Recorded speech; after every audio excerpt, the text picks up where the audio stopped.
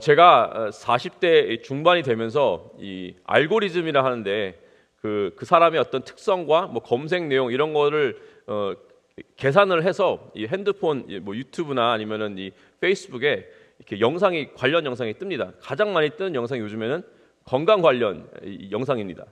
그래서 건강 관련 뭐 운동을 어떻게 해야 되는지 뭐 이런 것도 많이 있지만 그중에 가장 많이 나오는 것들이 음식에 대한 정보입니다. 음식은 정말 우리에게 중요한 것이죠. 우리의 건강을 책임지고 어떤 올바른 성장에 절대적으로 필요한 것들이 바로 음식입니다. 근데 문제가 있어요. 몸에 유익하고 좋은 음식은 별로 이렇게 맛이 없습니다. 그래서 이런 말도 하죠. 이제 쓴 게 약이다. 이런 말도 있죠. 사람들은 오히려 정푸드를 더 선호하고 짭짤하고 달달한 이런 간식을 더 선호하는 편입니다. 그래서 그것들 너무너무 좋아하지만 이제 몸에 해로워져서 건강이 나빠져서 끊어야 되는 상황까지 갈 수가 있죠. 하지만 또 건강에 유익한 것들은 끊으려고 노력하는 것이 아니라 먹으려고 노력을 하죠. 왜냐? 별로 맛이 없기 때문이 그렇습니다. 우리의 육체 건강이 굉장히 중요한데 우리의 육신의 건강보다 더 중요한 것이 있습니다. 바로 우리의 영혼의 건강입니다. 우리가 아무리 마라톤을 뛰는 체력이 있다 하더라도 우리의 영이 망가져 있다면, 영이 아프다면은 우리의 육신도, 우리의 삶의 질도 매우 나빠질 것입니다. 그러면 나의 영혼의 이 건강식 같은, 영양식 같은, 또 보양식 같은 것은 무엇일까? 나의 영혼에 유익한 것은 무엇일까? 오늘 이제 잠언 말씀을 비유하자면은 나의 영혼에 값진 보화와 같은 것은 무엇일까? 라는 질문을 오늘 해보길 원합니다. 여러분 전복 아시죠? 전복이 이제 제가 되게 좋아하는데 바다의 보물이라고 합니다. 왜냐하면은 건강에 매우 유익하죠. 하지만 그것을 채취하는 것은 또 거의 목숨을 걸고 해야 되는 일 아닙니까? 그래서 아주 어려운 일이기 때문에 바다의 보물이라고도 합니다.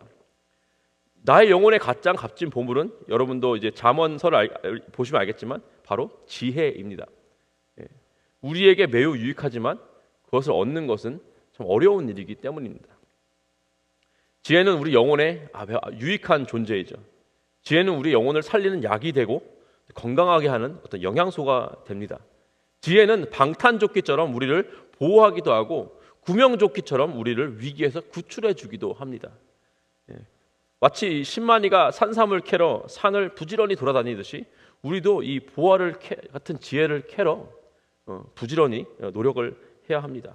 그래서 오늘 말씀의 주제는 이것입니다. 가장 큰 유익이 되는 지혜를 가장 큰 노력을 들여 찾아야 합니다. 가장 큰 유익이 되는 지혜를 가장 큰 노력을 들여 찾아야 합니다.입니다. 우리가 어떤 것을 얻기 위해서, 어떤 업적을 이루기 위해서 우리는 어느 정도의 노력을 해야 되죠. 특히 이제 합리적인 것을 추구하는 사람들은 내가 얻어야 하는 것, 또 이루기를 원하는 것에 대한 가치를 판단하고 그 가치가 내가 들여야 하는 노력에 부합한가를 계산을 합니다. 그래서 오늘 첫 번째 포인트는 이 지혜는 우리에게 보배와 같은 가치가 있습니다. 보배의 가치가 있습니다. 지혜는 우리가 보배 같은 가치가 있기 때문에 보배를 찾는 것만큼, 보배를 구하는 것만큼에 대한 노력이 필요하다 이것입니다. 일단 이제 보배와 같은 가치를 지닌 지혜를 어떠한 노력을 들여서 우리가 구하고 찾아야 하는지 잠언 2장의 도입 부분에는 우리에게 알려주고 있습니다. 잠시 말씀을 잠깐 살펴보겠습니다. 1절을 보시면은 이렇게 나와 있죠. 내가 만일 나의 말을 받으며 나의 계명을 내게 간직하면, 그러니까 한마디로 받아서 간직을 하라, 이게 나와 있죠. 두 번째 2절은요.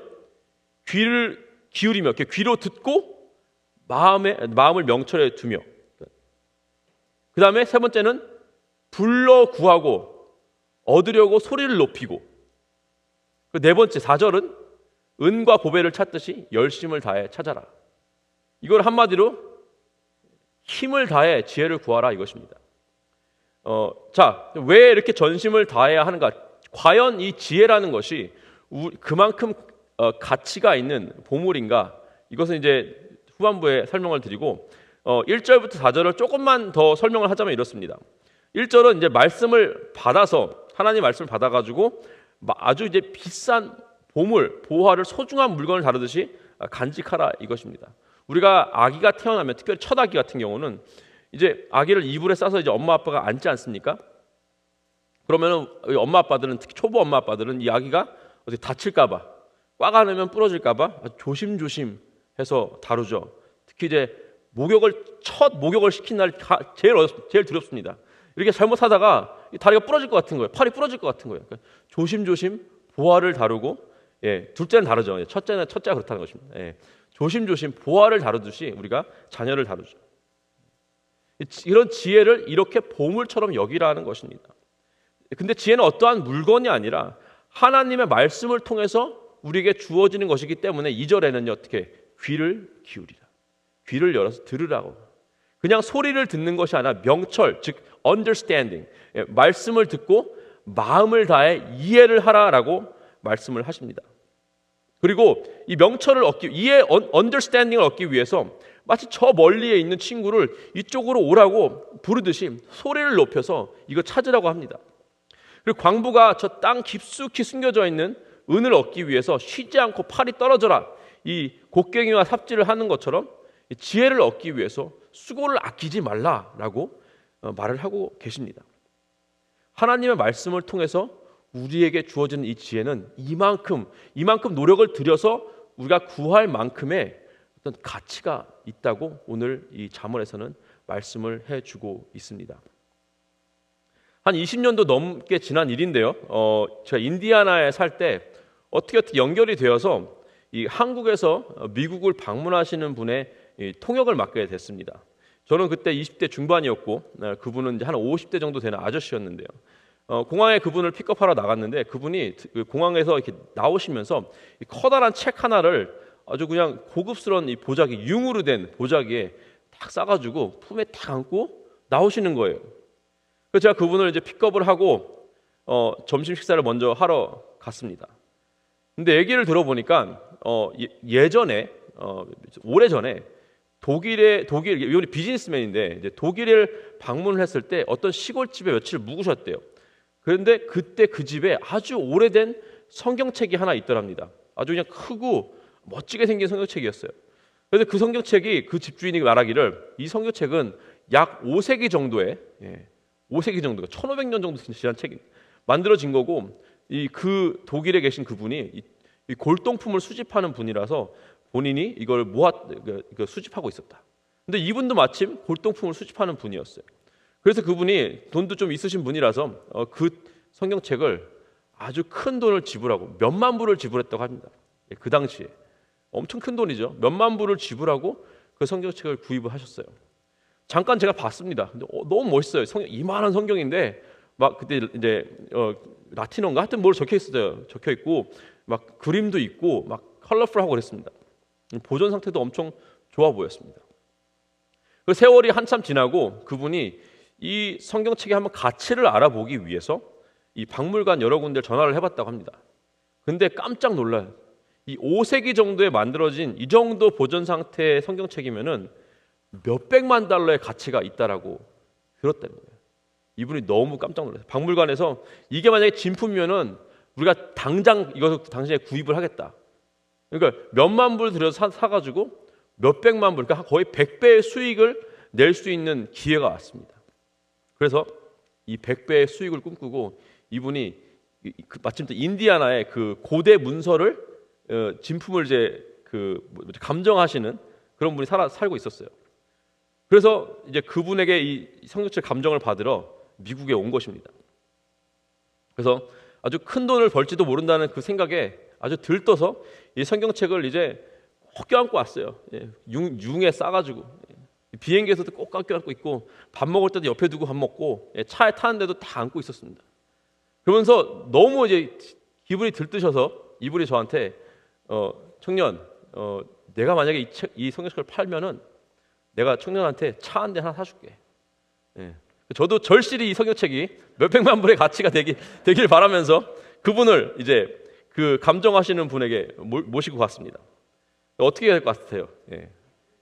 전문가의 감정에 따르면은 그 책은 5세기경에 나온 건 맞긴 맞는데 5세기경에 나온 성경책을 한참이 지나서 아주 최근에 그냥 복사한 복사본이라고 합니다. 그 가치가 얼마나 됩니까 했더니 한 몇백 불 정도. 그러니까 100배의 수익이 아니라 100분의 1이 값이 된 거예요. 엄청난 손해를 봤죠. 그분이 기분이 어땠겠습니까?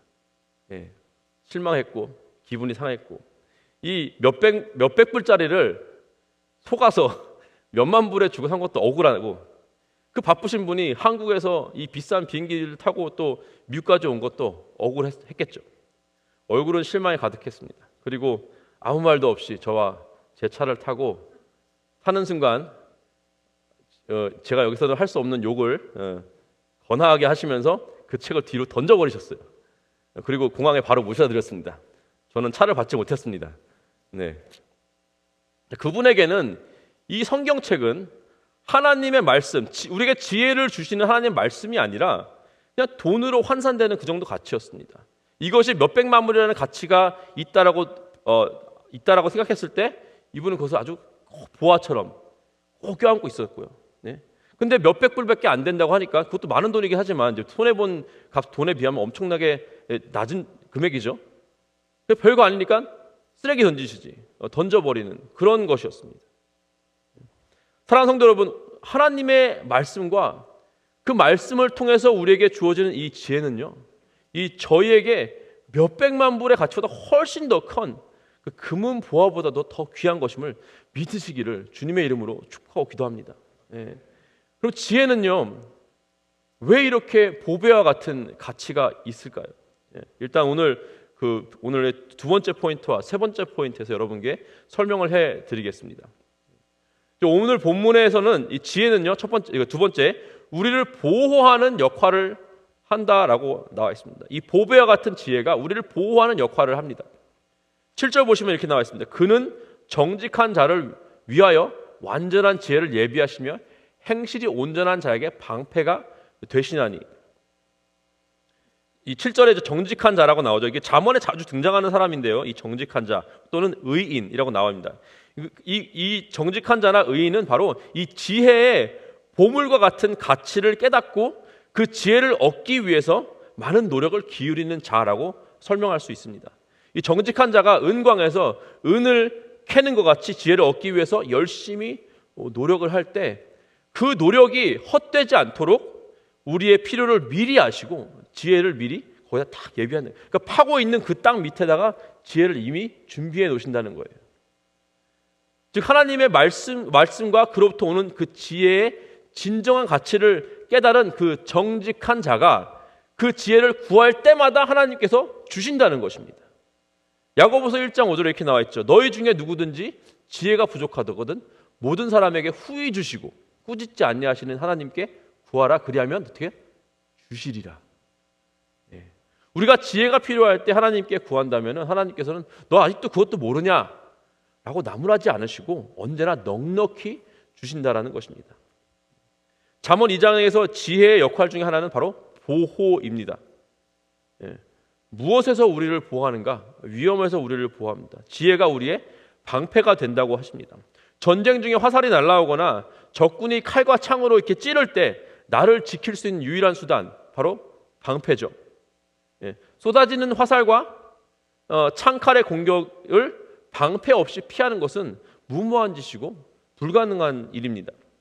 화살이 쏟아지는 전쟁터에서 이 창칼이 난무하는 그곳에서 이 가장 중요하고 값진 것은 바로 방패입니다. 이 미국의 Deserted Island라는 게임이 있는데요. 이건 그냥 간단한 이제 질문을 하고 대답하는 게임입니다. 그래서 질문은 당신이 Deserted Island, 그러니까 무인도에 혼자 살아남아야 한다면 반드시 가져가야 할 세 가지를 얘기하는 거예요. 얘기하고 왜 그렇게 가져가냐 설명하는 그런 아주 간단한 게임인데요.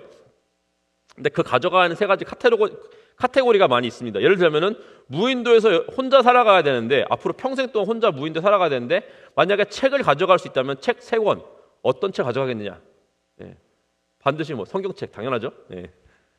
뭐 이런 것도 있고 아니면 영화를 3편을 평생 볼 수 있는데 어떤 영화를 보겠느냐? 그러면 이제 본인이 끝까지 평생 동안 봐야 되는 영화 3편. 아니면 뭐 평생 무인도에서 먹을 수 있는 음식 3가지를 고르면 뭘 가져가겠느냐? 예, 저 같으면 갈비찜 뭐 이런 거 대답을 합니다. 예. 그리고 가장 현실적인 질문인 무인도에서 살아남기 위해서 필요한 도구 세 가지를 고른다 하면 무엇을 가져갈 것인가? 예, 이런 질문이 있어요. 저는 이제 큰 칼과 부싯돌과 그물을 가져갈 것 같습니다. 그럼 무인도에서 이 survive 하기 위해서 살아남기 위해서 가장 필요 없는 것은 무엇일까요? 바로 돈, 신용카드 이런 것이겠죠. 그런 건 있어봤자 도움이 하나도 안 되고요. 만약에 이런 질문을 했을 때 그 누구도 나는 돈 따발 한 100만 불 정도 가져가겠습니까? 한 사람 한 명도 없어요. 근데 여러분, 우리의 인생에서 방패가 필요한 상황이 정말로 많이 있습니다. 11절 12절 보시면 이렇게 나와 있어요. 근신이 너희를 지키며 명철이 너희를 보호하여 악한 자의 길과 패역을 말하는 자에게서 건져내리라 라는 말씀을 하십니다.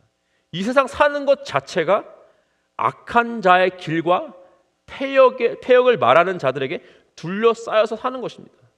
그뿐만 아니라요, 사단은 우는 사자와 같이 우리를 집어삼키려고 돌아다닌다고 베드로 전도에 나와 있습니다. 그렇죠.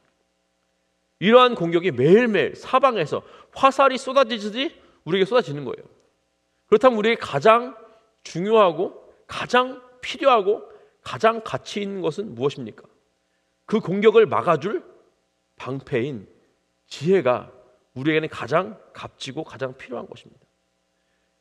그때 전쟁에서 우리가 가장 필요한 것은 금은보화보다 바로 방패. 그렇기 때문에 그런 전쟁 같은 삶을 살아가는 우리는 금은보화보다 더 귀한 방패가, 하나님의 지혜가 우리 삶 가운데 필요한 것임을 여러분 믿으시길 바랍니다. 그리고 우리를 보호하시는 주님의 지혜를 여러분의 방패 삼으시기를 주님의 이름으로 축복하고 또 기도합니다. 그리고 세 번째는요, 우리는요 지혜를 통해서 보전의 은혜를 받습니다. 보배와 같은 지혜, 보호해주는 지혜, 그리고 우리를 보전해주는 지혜입니다. 8절 보시면 이렇게 나와 있습니다. 대저 그는 정의의 길을 보호하시며 그의 성도의 길을 보전하려 하심이니라. 이 보전이라는 단어는요, 히브리어로 샤마르이라는 단어인데, 오늘 사실 보전과 보호가 되게 비슷한 것 같지 않습니까?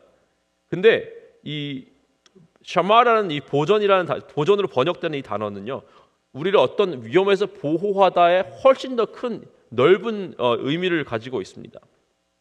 이 단어는요, 이 언약과 구원에 관련된 단어입니다. 요즘 야곱에 대한 이제 강해 설교가 나가고 있는데, 창세기 28장 15절 보시면 이렇게 나와 있어요. 내가 너와 함께 있어 내가 어디로 가든지 너를 지키며 너를 이끌어 이 땅으로 돌아오게 할지라. 내가 내게 허락한 것을 다 이루기까지 너를 떠나지 아니하리라 하신지라. 여기서 이제 내가 너를 지키며, 이 단어가 바로 샤마르입니다. 보전하신다라는 약속입니다. 찬송가 370장에 주 안에 있는 나에게에서 4절 가사에 이렇게 나와 있죠. 내 주와 맺은 언약은 어때요? 영 불변하시니, 변하지 않으니 그 나라 가기까지는 늘 보호하시네. 여기는 보호라고 나와 있지만 바로 샤마르, 우리를 보전하신다는 것입니다. 바로 하나님께서 예수 그리스도의 그 피값으로 언약 맺은 저와 여러분을 이 땅의 삶에서부터 천국에 가기까지 인도하신다 할 때 사용되는 그 표현이 바로 샤마르, 보전입니다.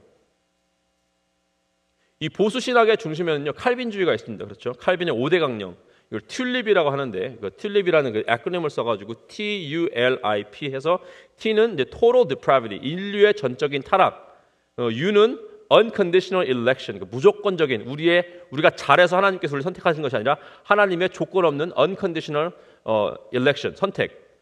L은요 limited atonement, 그러니까 이 죄에 대한 속죄는 예수를 믿는 사람들에게만 주어지는 것이고, irresistible grace, 저항할 수 없는 grace, 저항할 수 없는 은혜, 하나님께서 은혜 주시기로 하면은 우리는 받을 수밖에 없다. 그리고 마지막 perseverance of saints, perseverance of saints, 바로 성도의 견인입니다. 이 성도의 견인은 우리에게 아주 커다란 위안과 안심을 줍니다. 만약에 우리가 우리 힘으로 구원을 얻는다면은 이 세상에 한 명도 구원을 받을 만한 자격이 없을 것입니다.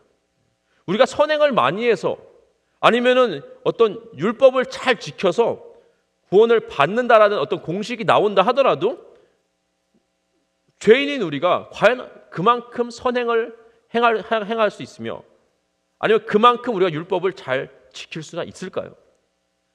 율법을 한 개도 빠짐없이 우리가 매일매일 지킬 수 있을까요? 그것도 하나님께서는 율법을 행위로만 지키는 것을 원하는 것이 아니라 마음을 다해서 마음으로부터 우러나오는 순종을 하나님께서 원하시는데 과연 한순간도 놓치지 않고 내 마음을 다해서 온전히 율법을 지키는 것이 가능할까요? 오늘 잠언서 22장 2절에는 악인이 땅에서 끊어지고 간사한 자는 땅에서 뽑히리라라고 말씀을 하십니다. 그럼 만약에 우리가 스스로의 행위로 우리가 구원을 어떻게 쟁취할 수 있다면은 우리 중에 아니면은 인간의 어떤 역사 중에 단 한 명이라도 구원을 받을 만한 자격이 있는 사람이 있을까요? 절대 한 명도 없습니다. 단 한 명도 없습니다. 우리는 아무리 선행을 한다 하더라도 아무리 율법을 지키려 해도 우리 스스로의 힘으로는 절대 불가능하고 절대로 우리는 우리 스스로 우리의 구원을 이룰 수가 없습니다. 그래서 에베소서 2장에는요 구원은 하나님의 선물이라고 나와 있습니다. 예수님을 믿는 저와 여러분은요 하나님으로부터 이 구원이라는 엄청난 선물을 받으신 줄 믿으시기 바랍니다. 우리가 대가를 지불하고 선행을 해서 주셨다면 그건 선물이 아니라 어떻게 해요? 그건 wage. 자, 그러면 구원을 받고 천국에 가는 건 좋아요. 근데 우리는 아직도 이 땅에 남아 있습니다. 그렇죠? 바로 구원받 예수 믿는 순간 뿅 하고 천국에 들어가면 좋은데 예수 믿었는데 아직도 우리는 이 땅에 남아 있어요. 그럼 구원을 받았는데도 불구하고 여러분 삶을 솔직히 한번 돌아보시면 어때요? 매일매일 우리는 어때요? 죄를 짓고 살고 있습니다. 그렇죠? 그리고 성경에는요 두려움과 떨림으로 구원을 이루어 나가라고도 말씀을 하십니다. 그러면 이 구원을 이루어 나가는 것이 하나님께서 우리에게 선물로 주시는 이 구원을 우리가 지켜 나가는 것이 과연 우리의 책임일까요? 하나님께서 우리의 구원을 허락하셨는데 이제 줬으니까 잘 킵하고 너가 잘 살고 죄 안 짓고 살면은 내가 천국 보내줄게. 하나님께서 이렇게 얘기하실까요? 아니, 혹시 나의 부족함 때문에 아직도 내가 짓고 있는 죄 때문에 나의 구원을 잃어버리진 않을지라는 불안감이 들게 됩니다. 만약에 저와 여러분에게 이미 선물로 주신 구원을 유지해야 되는 것에 대한 책임이 우리한테 있다면은 잘못하면은 구원을 잃게 될 수 있다면은 우리 중에 단 한 명도 이 구원을 끝까지 유지할 수 있는 사람이 한 명도 없을 것입니다. 우리가 스스로 구원을 받을 수도 없으며 우리는 우리 스스로 우리 힘으로는 구원을 끝까지 유지할 수 있는 능력도 없다는 것입니다. 이렇게 뉴스 아이들도 이런 질문을 해요. 어떤 사람이 그 사람이 나일 수도 있죠. 예수를 믿고 구원을 받았는데 하나님 앞에 너무나 큰 죄를 저질렀어요. 어찌 해서든지 하여튼 너무나 큰 죄를 저질러 버려서 그 구원을 우리가 forfeit, 잃어버릴 수 있지 않을까라는 질문을 받을 때가 있습니다. 아니면 내가 오늘은 예수님을 진짜 믿는데 갑자기 내일 마음이 바뀌지는 않을지 이런 걱정을 하는 아이들이 있습니다. 혹시 여러분들 중에 그런 걱정을 하시는 분이 있으십니까? 근데 저와 여러분은 충분히 그럴 가능성이 있어요. 인간은 그렇습니다. 제가 예전에 그 유타주의 그 솔트레이크 시티에 출장을 갔습니다. 직장 생활할 때. 이제 제가 있던 그 호텔에서 유타 주립대학이 멀지 않았어요. 그리고 그 뒤편에는 엄청 큰 산이 있었습니다. 그래가지고 레드버드 캐년하고 에미그레이션 캐년이라는 그 캐년이 두 개가 이렇게 붙어 있었어요. 그래서 출장 볼일을 다 보고 제가 렌트카가 있어서 한번 드라이브를 갔었습니다. 그 에미그레이션 캐년에 있는 길이 제가 운전했던 길 중에 아마 가장 이 꼬불꼬불하고 좁고 위험한 길이었어요. 그러니까 옆을 보면 낭떠러지가 있고 막 꼬불꼬불하고 그렇습니다. 그렇죠? 커브길도 막 그 커브길이 여러 번 나와요. 그러면 정신을 바짝 차리고 가지 않으면 잘못하면 낭떠러지에 굴러 떨어질 수가 있습니다. 그래서 1시간 정도 드라이브를 했는데 이게 너무 신경 쓰면서 운전을 하다 보니까 막 머리가 다 아프고 나중에 손을 꽉 잡고 핸들을 꽉 잡고 있어가지고 손이 다 아프더라고요. 예. 처음 가보는 길이니까 뭐 언제 커브가 나올지도 모르고 속도를 얼마나 내가 낼 수 있는지 잘 모르고 또 어떤 위험 요소가 있을지 뭐 돌이 떨어져 있을지 갑자기 사슴이 튀어나올지 전혀 모르는 상황 가운데 있었습니다. 근데 1시간 동안 제가 운전을 했는데 사고가 한 번도 나지 않았습니다. 제가 사고를 안 내려고 무엇을 했겠습니까? 일단은 이 차가 차선을 벗어나지 않으려고 차선을 잘 봤겠죠. 길이 이렇게 줄이 나와 있으니까 그 차선 안에 딱 들어가서 그 차선을 벗어나지 않으려고 노력을 했습니다. 가다가 조금 신경을 안 쓰면은 차선 밖으로 차가 막 가버리겠죠. 다시 핸들을 조절해서 길 안으로 들어옵니다. 그 다음에 또 뭘 해야 됩니까? 이정표를 잘 봐요. 이정표를. 예. 앞에 급 커브가 있으면 벌써 한 몇백 피트 전에 알려주죠. 좀 있으면 이렇게 급 커브가 나온다. hard right turn, 뭐 hard left turn이 나오죠. 그리고 좀 있으면 뭐 낭떠러지가 있는지 어떤 낙석 위험이 있는지 그런 사인도 있었어요. 낙석 위험. 뭐 사슴이 튀어나오는지 그런 사인이 있습니다. 속도 제한은 몇인지 이 커브를 돌려면은 몇 마일로 돌아야지만 안전할 수 있다라고 알려주지 않습니까? 이런 이정표를 주의 깊게 보면서 가야 돼요. 그러지 않으면요 사고 나서 큰일이 납니다. 바로 하나님께서 우리에게 주시는 이 지혜가 우리를 이 구원의 길 안에서 이 바깥으로 나가서 낭떠러지로 떨어지지 않도록 보존해주는 역할을 한다는 것입니다. 우리가 죄를 지을 수는 있지만 죄의 길로 계속해서 가서 하나님을 떠나지 못하도록 우리의 삶 가운데 하나님의 이 지혜가 경고 사인, 이정표로 우리 삶에 함께 해준다는 것입니다. 낭떠러지가 표시가 딱 있어요. 그런데 내가 그 낭떠러지 표시가 있다는 그 표지판을 믿지 않고 쭉 가면 어떻게 됐습니까? 떨어지겠지, 낭떠러지. 우리가 그 표시를 믿는다면은 그 표시에 나와 있는 낭떠러지가 300피트 지나가면 있습니다라는 말을 믿는다면은 무시하지 않는다면은 이 낭떠러지 길이 아닌 안전한 길로 우리가 갈 수 있겠죠. 바로 우리가 하나님의 지혜의 말씀, 어떤 죄에 대한 경고 이런 것들을 불신하거나 무시하지 않고 믿고 의지한다면은 우리는 하나님의 그 구원의 안전한 길로 끝까지 이 믿음의 경주를 완주할 수 있다는 사실입니다.